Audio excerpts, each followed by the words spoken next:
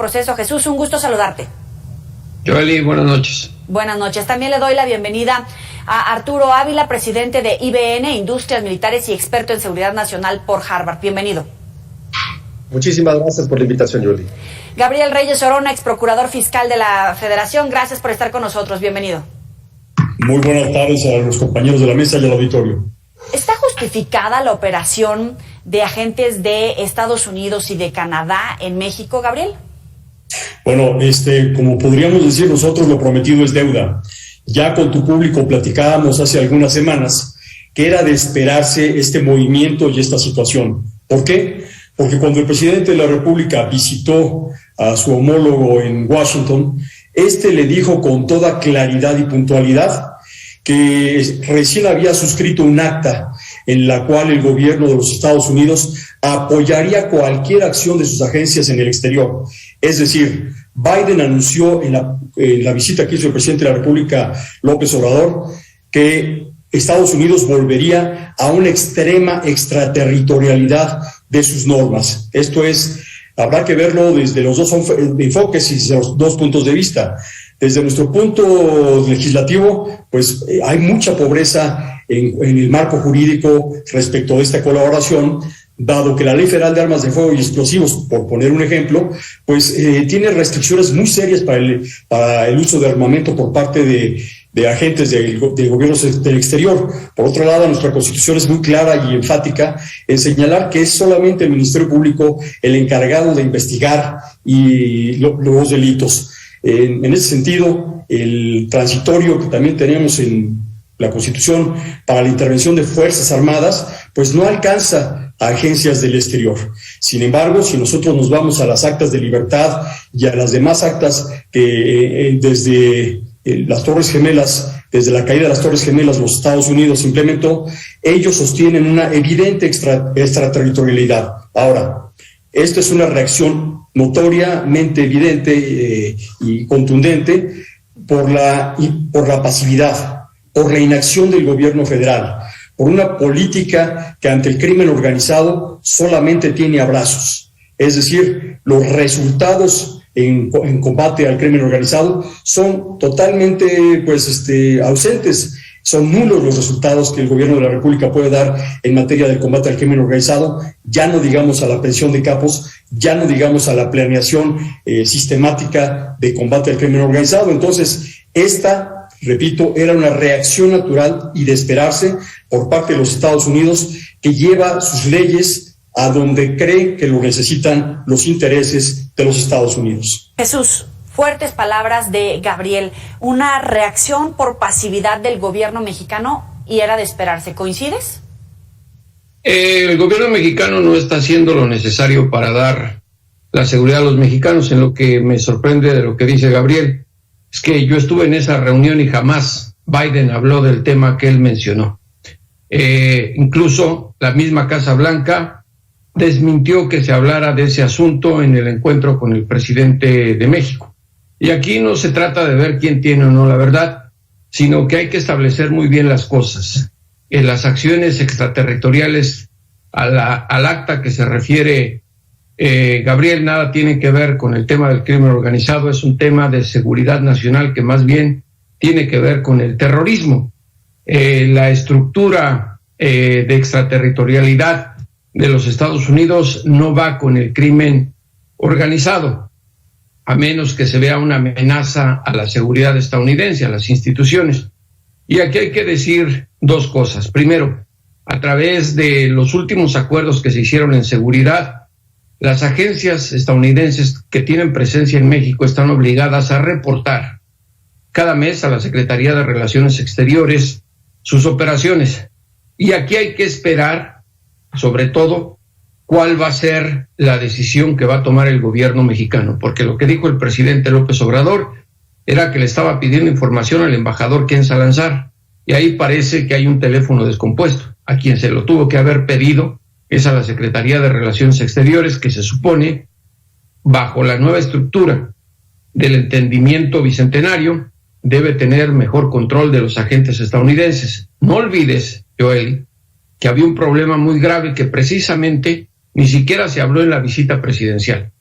el que México no había autorizado la visa para 12 agentes de la DEA en represalia por lo que pasó con el general Cienfuegos. Me parece que lo que ocurre en el país es precisamente porque no saben cómo enfrentar un problema de seguridad que se ha ido engrandeciendo conforme pasan los años, y aquí hay que decirlo muy claro, es la narcocorrupción a nivel estatal y local la que está generando la gran problemática. Para concluir esta ronda, Arturo, adelante. Mira, a mí me llama la atención la participación de mis queridos Jesús y Gabriel, sobre todo porque da la impresión de que este problema viene a partir de este sexenio. Y bueno, quiero sacar a colación algo que pasó muy recientemente. Como tú lo sabes, Jolie, el pasado 9 de enero, la Fiscalía General de la República solicitó y obtuvo órdenes de aprehensión en contra de 7 implicados en el famosísimo operativo Rápido y Furioso. Y por este medio, o por este operativo, la Oficina de Alcohol y Tabaco y de Armas de Fuego de Estados Unidos permitió la entrada a territorio mexicano de más de 2,000 armas entre 2009 y 2011. Digo, si de extraterritorialidad queremos hablar. Lo más grave del tema es que hoy sabemos que Facundo Rosas, que por cierto acaba de ser detenido por una situación distinta, por atropellar a una persona, pues formaba parte de esta lista de personas con órdenes de aprehensión. Además, el Chapo Guzmán, quien recientemente ya tuvo la ratificación de su condena tras una apelación, Genaro García Luna también, y por supuesto Luis Cárdenas Palomino, acusado de tortura en el caso de Florence Cassés. Hay 3 nombres que no sabemos, hay 3 nombres de órdenes de aprehensión por cumplimentar, de los cuales aún no tenemos información, pero lo que es seguro es que vamos a darnos cuenta de un desastroso operativo que causó también la muerte de un agente de la unidad de élite de la patrulla fronteriza, y que va a servir sin duda para que se esclarezca la responsabilidad de todos los involucrados, incluyendo, por supuesto, al expresidente Felipe Calderón. Así es que cuando hablamos de extraterritorialidad hay que voltear a ver dónde empiezan este tipo de acuerdos oscuros, este tipo de acuerdos que tanto daño le han hecho al país. Hoy sabemos, con cifras muy claras, que los homicidios tienen una relación vinculante y directa con el ingreso de armas ilegales. De hecho, el 75% de los homicidios y feminicidios que suceden en Latinoamérica se dan con armas de procedencia ilícita, de los cuales el 90% vienen de Estados Unidos. ¿Cuál es la marca, el límite de la soberanía que va a hacer valer el presidente López Obrador en este contexto de la operación de agentes en territorio mexicano? Jesús. Pues creo que está demarcado en el nuevo acuerdo de seguridad. Te decía lo del informe que tienen que entregar mensual a la Secretaría de Relaciones Exteriores, no solo las agencias estadounidenses, sino también los otros operadores extranjeros de naciones que hay en México a través de las embajadas. Ahora, hablar de Rápido y Furioso es otra cosa. Nada tiene que ver con este asunto, porque me parece que el tema de la extraterritorialidad se ha violado desde hace muchas décadas, y creo que el escándalo más grande que ha habido en México fue el que tuvo que ver con el doctor Álvarez Machain, que recordarán fue secuestrado directamente por un agente de la DEA en México. Y esa fue una de las operaciones escandalosas. No vale ni siquiera la pena hacer un recuento de cuántos operativos ha llevado a cabo la DEA o los US Marshals en México para sacar a criminales que buscan las autoridades estadounidenses. Lo que debemos estar pendientes es lo que va a ocurrir ahora, porque el propio presidente López Obrador habló de una operación del FBI, y esta institución no es necesariamente de las que lleva a cabo operativos en el extranjero. Las corporaciones estadounidenses están muy bien demarcadas. El último asunto que yo recuerdo que se hizo público y que es de vergüenza absoluta fue la captura en Mazatlán del Chapo Guzmán en 2014. En el juicio en Nueva York, el agente de la DEA presentó incluso las fotografías en donde él, como otros agentes, estaban vestidos con el uniforme de la Marina Mexicana. Y no necesariamente tiene que ver acuerdos. Recordemos que el operativo Rápido y Furioso no fue organizado a nivel nacional. Lo llevó a cabo, no estoy justificando a Estados Unidos, estoy hablando de los hechos. Lo llevó a cabo la Oficina de Alcohol, Tabaco y Armas de Fuego en Arizona. Se sometió casi a un juicio político a Eric Holder, al Procurador General de Justicia de los Estados Unidos en ese momento, pero no era por lo que estaba ocurriendo en México. Ojo, a los estadounidenses, especialmente al Congreso, le importa un comino lo que esté pasando en México.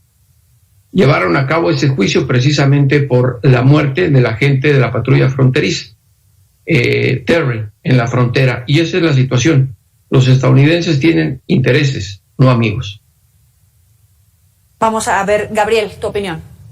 Mira, claramente, y en seguimiento del comentario que hice, por supuesto que no se trató en una reunión completamente irrelevante como en la que estuvo Jesús, en la que el presidente de la República no fue informado, porque este tema no se negoció, no se platicó, ni mucho menos hubo algún intercambio con el gobierno de la República. Lo que sucedió días antes. Todo el esquema en el cual ya hay una gran presión en los Estados Unidos para que el narcotráfico mexicano sea considerado terrorismo, y esto detone una gran cantidad de actas que permiten la acción más allá de las fronteras de las agencias, pues es una realidad. No fue el presidente a ver cómo se iba a operar ni establecer mecanismos, ni siquiera se lo dijeron en la reunión. Esto es un antecedente.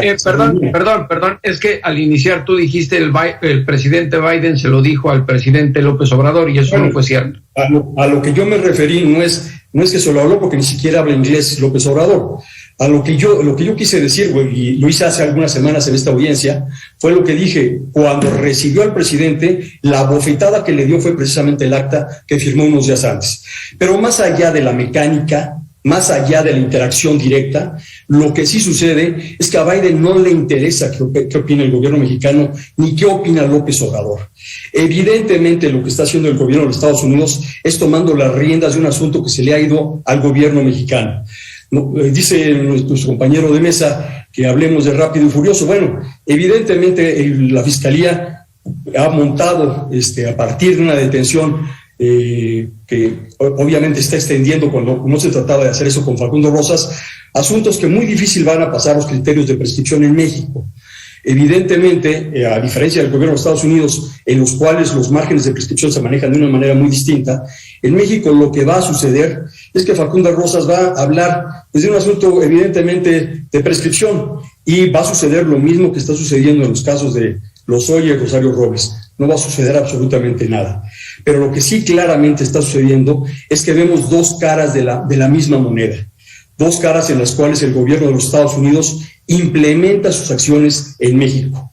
Una, con la negligencia criminal de Felipe Calderón, que permitió y accedió a la invasión prácticamente tolerada, no solamente el Rápido Furioso, sino desde la firma de la Iniciativa Mérida, donde se permitió sin autorización del Congreso el ingreso de tropas y de equipamiento artillado a los Estados Unidos. Y el otro caso, el caso en el que el presidente López Obrador, evidentemente en su inacción, deja amplios espacios al gobierno de los Estados Unidos. Hoy la política migratoria se fija desde Washington. Hoy la política bancaria y de diseño del sistema de pagos se diseña desde Washington.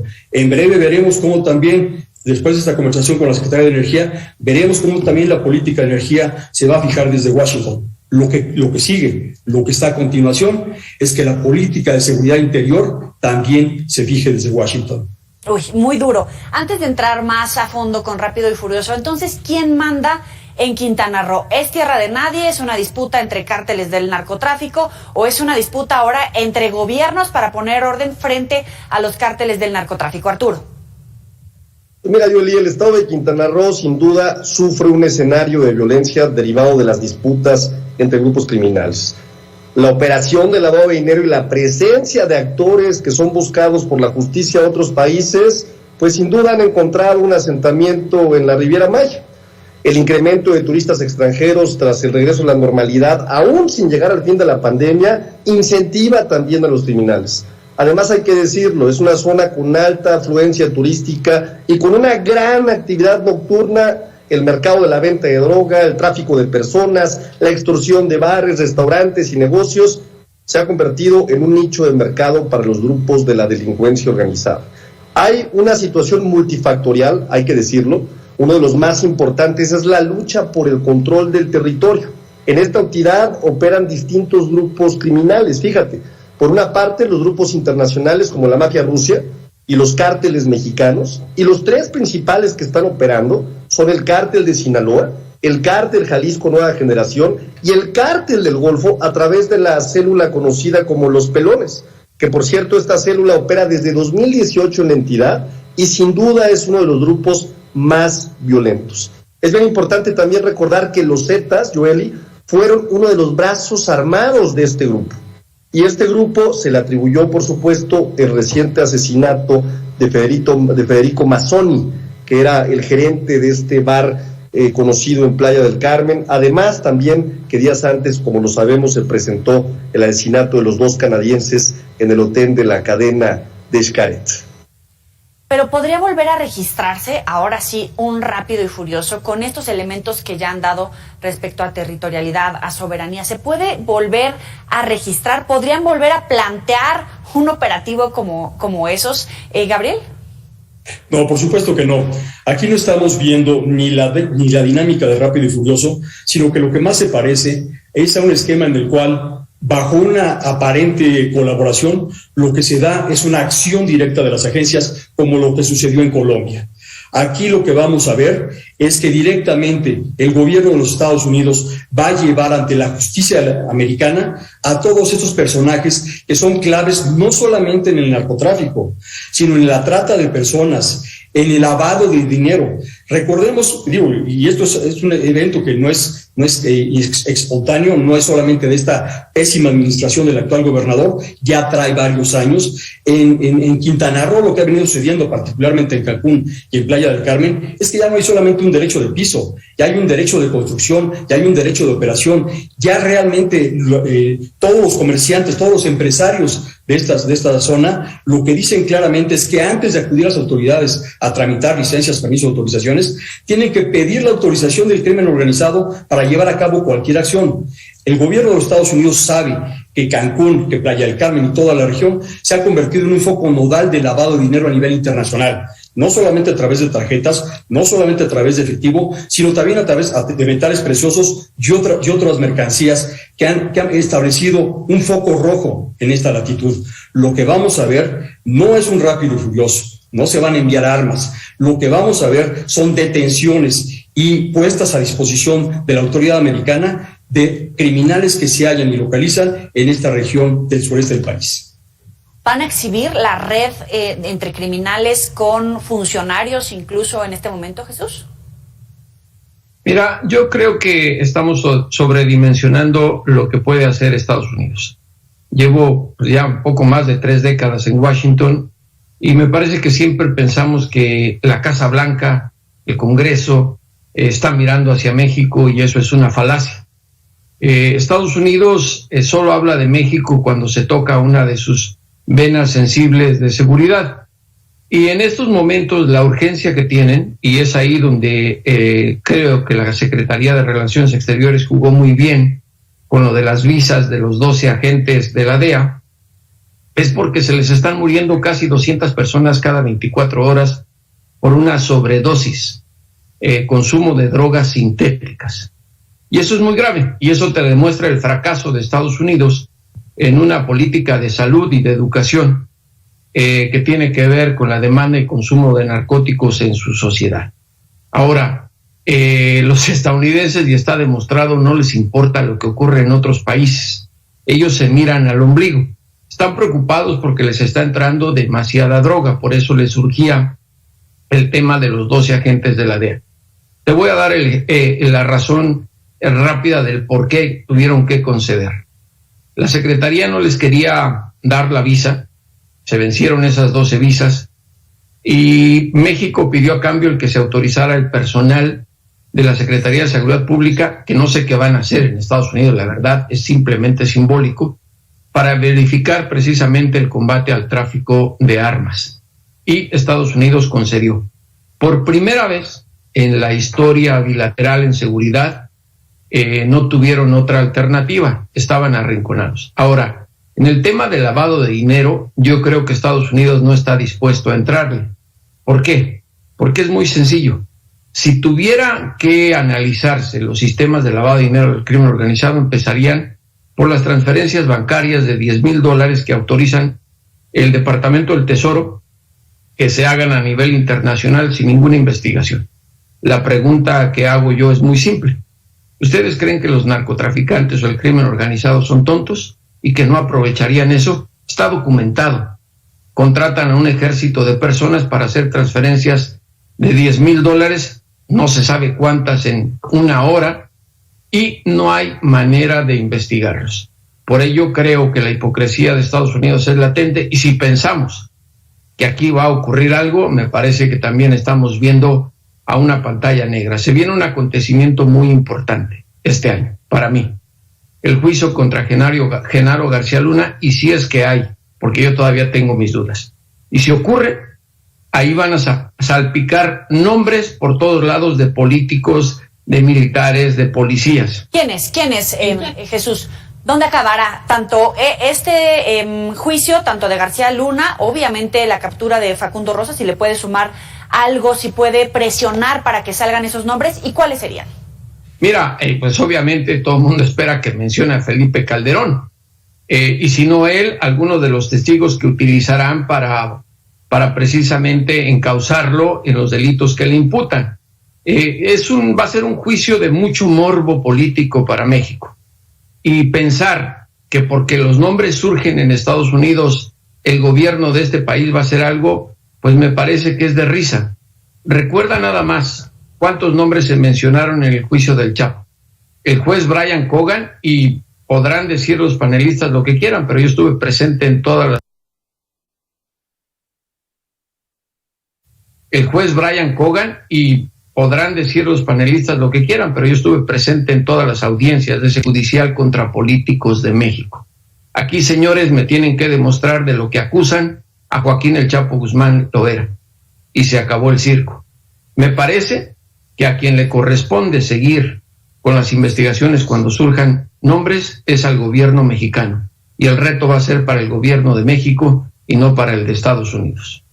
¿Coincides, Arturo? Y si asumiría en todo caso también ese reto el gobierno mexicano, porque nombres, libros, como incluso el de Jesús, hay investigaciones documentadas y no ha pasado nada. Sí, yo sí coincido con Jesús. Creo que sin duda el acontecimiento más importante este año será sin duda el juicio de Genaro García Luna. Creo que también habrá información muy importante con las 3 órdenes de aprehensión que falta por cumplimentar y que están relacionadas con el tema del operativo Rápido y Furioso. Creo que va sin duda a salir el nombre del expresidente Felipe Calderón, pero es imposible pensar que un presidente de la República, que además era tan cercano a un secretario de seguridad como Genaro García Luna, no estaba al tanto de lo que estaba haciendo su secretario de seguridad. Así es que coincido en que realmente va a haber nombres, pero quien tendrá la responsabilidad más importante de actuar o no actuar será el gobierno de México. Y ojalá, y por el bien de nuestro país, se actúe, porque si esto se queda únicamente en un tema mediático, en un tema político, pues sin duda no le hace nada de bien a nuestro país, sobre todo en aquellos temas que tienen que ver con la impunidad. Salen esos nombres, como pueden ser nombres de expresidentes, funcionarios del más alto nivel en territorio mexicano. El gobierno del presidente López Obrador, por filias y por fobias particulares de López Obrador con Felipe Calderón, ¿va o no va a actuar, Gabriel? Mira, como ya lo hemos también dicho en este espacio, el gobierno de los Estados Unidos no controla, ni mucho menos combate el narcotráfico. Como lo dice el nombre de la DEA, lo que hace el gobierno de los Estados Unidos es administrar el narcotráfico. ¿Por qué? Por la cantidad de consumidores que hay en los Estados Unidos. El día que la droga no llegara a los precios y volúmenes adecuados, enloquecerían millones de norteamericanos. De forma que el gobierno de Estados Unidos no quiere suprimir ni acabar con el narcotráfico. lo que quiere es evitar lo que está pasando, y no es un problema de volumen, no es un problema de cantidad. Lo que hoy en día preocupa al gobierno de los Estados Unidos es el fentanilo. La muerte que se está provocando en los Estados Unidos a los consumidores es por el fentanilo. Y esto sí ha salido del control de las agencias americanas. Ellos prefieren o favorecen el tráfico de otro tipo de sustancias. Lo que ellos quieren evitar y cerrar las puertas a los Estados Unidos es esta sustancia con la que no contaba. Ahora, evidentemente no hace el gobierno de los Estados Unidos faramaya, circo o pantomima como lo hace el gobierno mexicano o algunos otros latinoamericanos. Ellos lo que hacen es terminar quirúrgicamente con ciertos personajes, con ciertas estructuras donde a ellos les preocupa. Evidentemente, el gobierno de Estados Unidos no está haciendo nada en materia de lavado de dinero en México, ni le interesa. De los 40,000 millones de dólares que están llegando a México, no sabemos cuánto son operaciones hormigas del narcotráfico pagando su nómina de este lado de la frontera. Evidentemente, las remesas crecientes pues, nos llevan a pensar que el gobierno de Estados Unidos no va a hacer nada para que la estructura del narcotráfico siga financiando. Ahora, ¿van a salir nombres? Sí, van a salir nombres, pero recordemos que García Luna servía a ciertas agencias americanas, y el hecho de que esté hoy frente a la justicia es que otras agencias americanas a las que no servía lo llevaron a la justicia. Evidentemente aquí va a haber una confrontación de agencias, veremos el resultado. En 30 segundos, un cierre respecto a cómo queda la administración de López Obrador y si los 3 años que le quedan le van a dar para dar resultados precisamente en materia de seguridad. Jesús. Yo creo que sería fatalista pensar que se va a seguir quedando con los brazos cruzados. Esperemos que pueda avanzar porque el país está tan inseguro como estuvo cuando inició esta guerra sin sentido militarizada contra el narcotráfico que lanzó Felipe Calderón, y que con Enrique Peña Nieto tampoco se hizo nada. Nada más un agregado, en el caso de Genaro García Luna, servía para la DEA, era su compinche, pero al mismo tiempo, mientras estaba al frente del tema de seguridad, la misma DEA denunciaba sus vínculos con el narcotráfico. Yo hice un reportaje en 2009, fue portada de Proceso. El gobierno de Calderón intentó desmentirme a través de la Embajada de Estados Unidos y qué realidad. Años después resulta que nadie se acordaba que eso ya había sido denunciado. Arturo.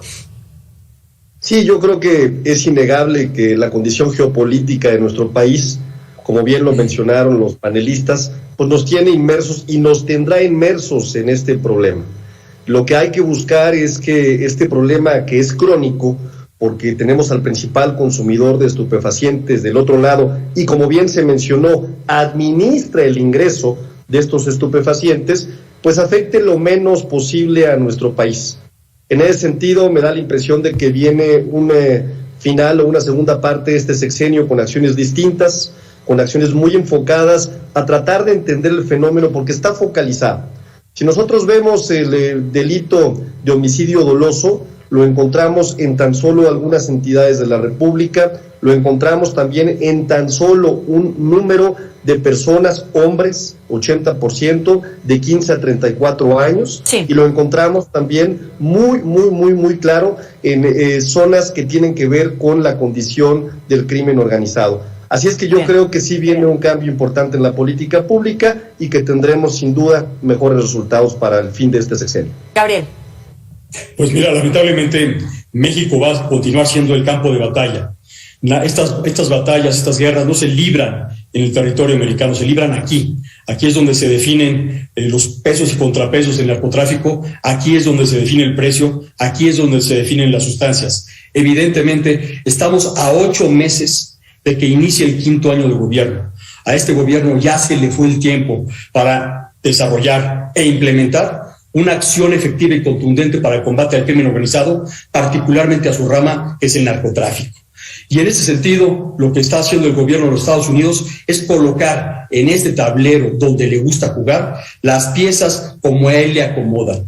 Vamos a ver cómo en los próximos meses el juego de las agencias que no van a reportar ante la justicia mexicana, que no van a reportar ante la Comisión Nacional de Derechos Humanos, ni a las locales ni a las estatales, van a actuar con el total respaldo del gobierno de Estados Unidos a través de esta acta que es terrible se haya firmado unos días antes de esta visita, porque establece, repito, regresar a una extraterritorialidad prácticamente setentera. Espero equivocarme, espero que no sea el caso y que no llegue nuevamente el gobierno de los Estados Unidos a aquellas extremas acciones que tomó en los 70s en México.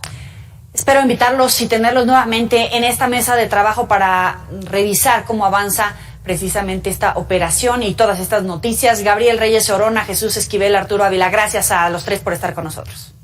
Un saludo, un abrazo a todos. Un abrazo, ahí está. Hasta luego, buenas noches. Sabe que tiene y que puede recuperar estas y otras entrevistas en nuestras redes sociales y por supuesto en los próximos espacios informativos. Vamos a una muy breve pausa, ya volvemos.